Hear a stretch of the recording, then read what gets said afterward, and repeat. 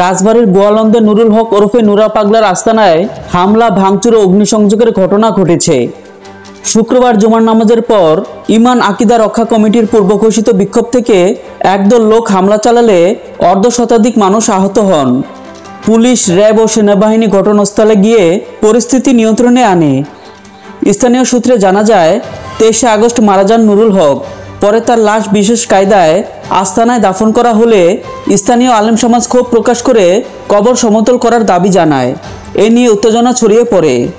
শুক্রবার বিক্ষোভ শেষে লাঠিসোঁটা ও হাতুড়ি হাতে একদল লোক মিছিল নিয়ে নুরুল হকের বাড়ির দিকে গেলে সংঘর্ষ বাধে।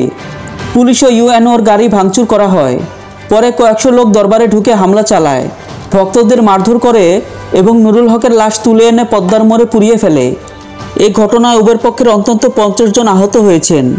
আহতদের শরীরে ইটপাটকেল, লাঠি ও ধারালো অস্ত্রের আঘাতের চিহ্ন পাওয়া গেছে বলে চিকিৎসকরা জানিয়েছেন।